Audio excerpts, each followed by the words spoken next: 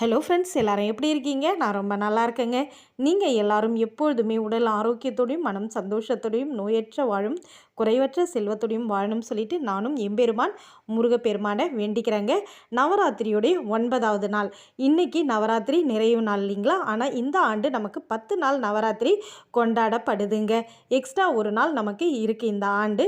இன்றைக்கி 9வது நாள் சரஸ்வதி தேவியுடைய ரூபம் பார்த்திங்கன்னா நமக்கு அம்பிகையை சித்திதாத்ரி தேவி அப்படின்னு வழிபாடு செய்கிறோங்க.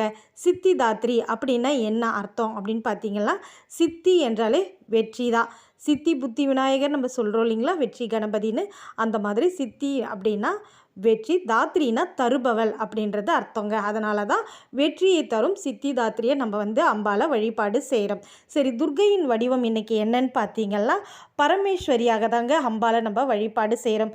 பரமனின் நாயகி, பரமனின் சக்தி, ஈஸ்வரி, பரமேஸ்வரியை தான் நம்ம இன்றைக்கி துர்க்கையின் வடிவமாக நம்ம வழிபாடு செய்கிறோங்க. இந்த சித்திதாத்ரி தேவியை வணங்குவதால் இன்றைக்கி நமக்கு பார்த்திங்கன்னா அமானுஷ்ய சக்தி, தியான திறன்கள் இது எல்லாத்துலேயும் நமக்கு பார்த்திங்கன்னா வெற்றி கிடைக்கும் அப்படின்னு நம்பப்படுதுங்க.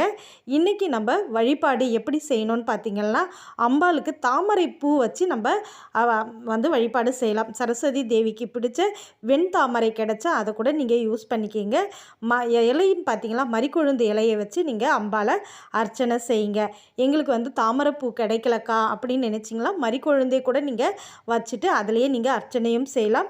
பூஜை அறையில் நீங்கள் ஒரு தாமரைப்பூ கோலம் போட்டால் கூட சரிங்க, அதுவுமே ரொம்ப விசேஷந்தான். இந்த நாளில் தேவியை நம்ம வழிபாடு செய்கிறதுனால நமக்கு என்னக்கா பலன் கிடைக்கும் அப்படின்னு கேட்டிங்கன்னா, எல்லாத்துலேயுமே வெற்றி தாங்க.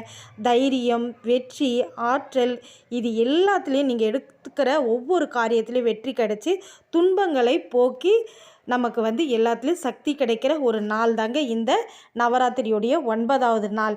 என்ன நைவேத்தியக்கா வைக்கலாம் அப்படின்னு கேட்டிங்கன்னா, சர்க்கரை பொங்கல் வைக்கலாங்க. கொண்டக்கடலை சுண்டல் இருக்கு இல்லைங்களா, நம்ம வெல்லம் கொண்டக்கடலை சுண்டல் அது கூட நீங்கள் வைக்கலாம். கருப்பு கூட நீங்கள் வச்சுக்கலாங்க.